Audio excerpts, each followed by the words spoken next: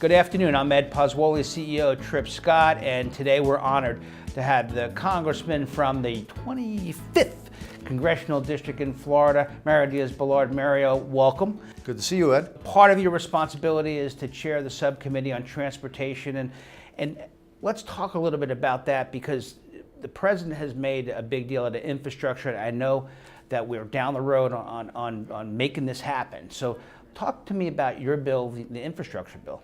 Ed, you're right. It's a priority of the administration, which is, I love that the president is emphasizing infrastructure.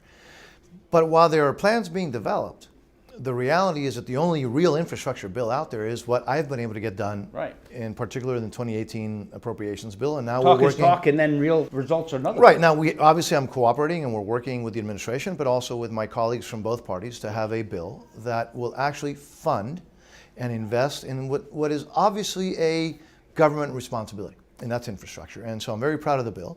In the 18 bill, for example, we put $1 billion for airports, something that's never been done. We put $2.5 billion for rail improvements. We put money in areas that have not had real investment, public investment, in a long, long time. And the results are there, and you're going to continue to see it in future years. And now we're already working on the 29 appropriations bill. We passed out of subcommittee, full committee.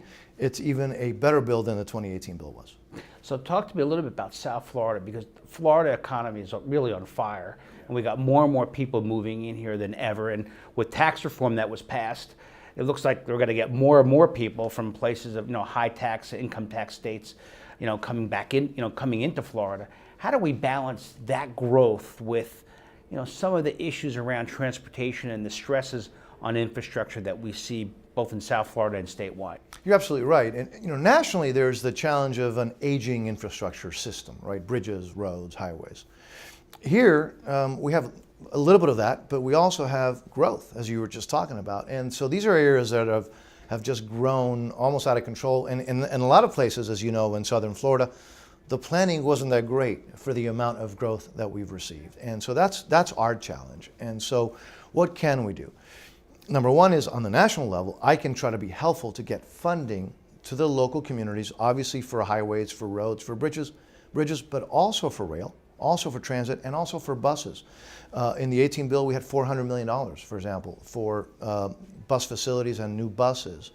These are funds that have never been there at that level in the past. And again, this is a community that's invested time in getting me to Washington. And because I've been there for a little while, because I've worked hard and things have fallen into place, I am now in a position to make a huge difference. And if you look at the hundreds of millions of dollars that I've been able to bring to South Florida because of being in the key position of the Appropriations Committee, right. That wouldn't happen. You're in a senior position on appropriations where that's right. where that wouldn't happen if it wasn't for the fact that I've been there for a few years, a big deal. And then that you have the respect and the support of your colleagues, and working in a bipartisan way. That's the bottom line, crossing party lines, breaking those fake barriers that sometimes get in the way. And so the results are there. Having said so, our biggest problem here is congestion.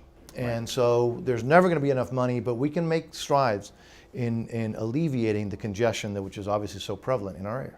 And how do we, so here's the question in the end though, is in balancing some of the growth issues that we have in Florida, infrastructure seems to be a key, whether it's improving I-95 or I-75 or creating a railway like we've just had the advent of Brightline that just opened the Miami arm up from Broward, now Broward, Palm Beach, and soon to be Orlando. I mean, how do those things factor in to some of the conversations in Washington around supporting that kind of infrastructure, as well as some of the futuristic things that we see, maybe not just yet, but autonomous vehicles and some of those things. That's right. Autonomous vehicle, maglev looks like a possibility potentially in some parts of the Northeast. And then you have new technology. You have Lyft and Uber, and how that can be part of the transit system, in particular the last mile part. Last mile. Absolutely. But you mentioned Brightline, right? And that's a private sector project. Right. And I will tell you, there's some folks around the country and around the state that don't like it. They don't like it because it might not stop where they want it to stop. But the reality is that we should be looking at incentivizing more private sector involvement. If Brightline, and I know it will, works, I'm hoping that then others will look at other places in the country where something like that can be replicated, whether it's 100% privately funded like this one is, or whether it's a public-private partnership.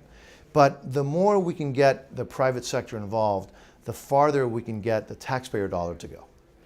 So talk to me a little bit about what it was like to get past, because I got to congratulate you and the colleagues, your colleagues, in passing the budget bill that included the Fort Lauderdale federal courthouse, the funding for the federal courthouse, long needed here in town. And so, as somebody who practices over there, thank you. Talk to me about how that happened, and because that was kind of an odd manner in which it happened, but our money was there, some $190 million. That's right, and so my colleagues from this area and asked. Actually, my chief of staff and I went.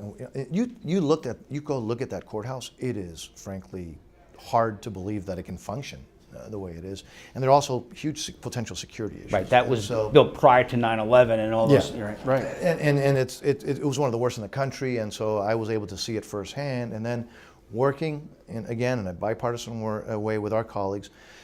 Debbie Wasserman Schultz, who's another appropriator, and that's key because that's the committee where the money is distributed, right?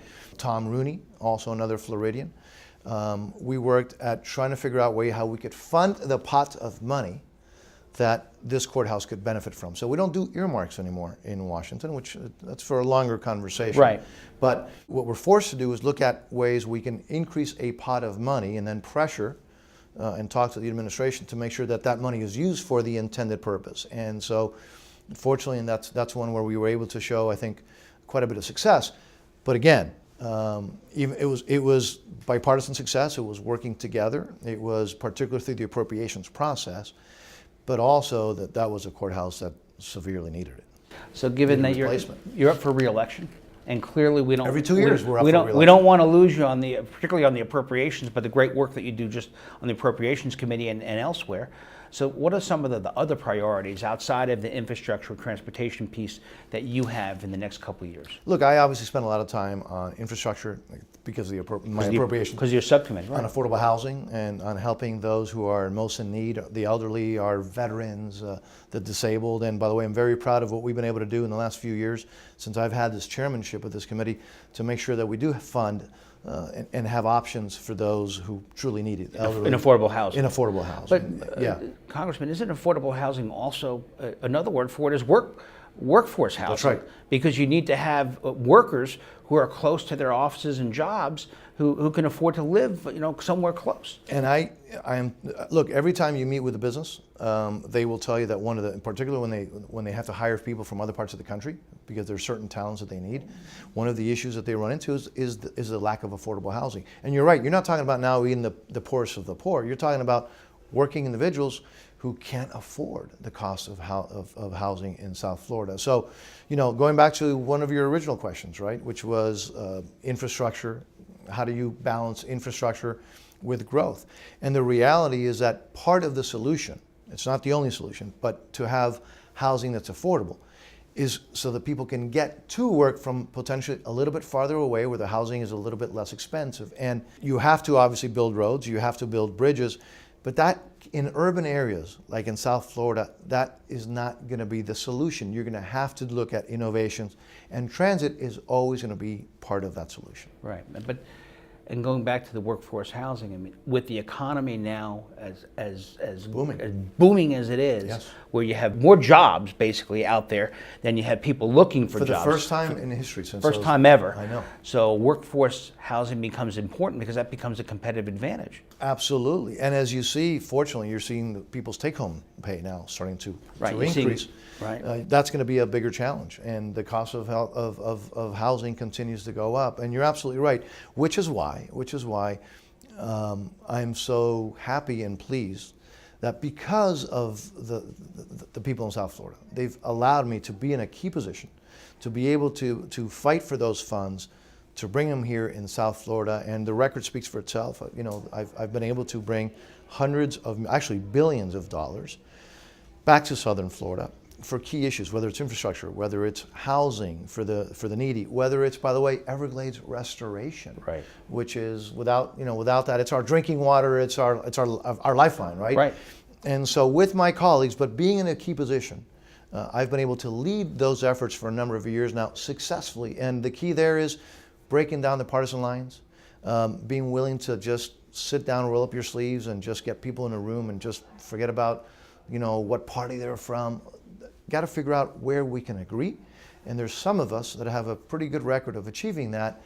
But that would not happen without the support that I've received from the people in Southern Florida. Well, while your district is in Miami, on behalf of those of us who live in South Florida, Fort Lauderdale, as a native Fort Lauderdale, That's right. you were born here, right? I'm the only native thank you for Broward person in Congress. In Congress. Thank you for representing both Broward and South Florida generally, and we appreciate your service. Thank you. Thank you, my friend. Good to see you. Good seeing you.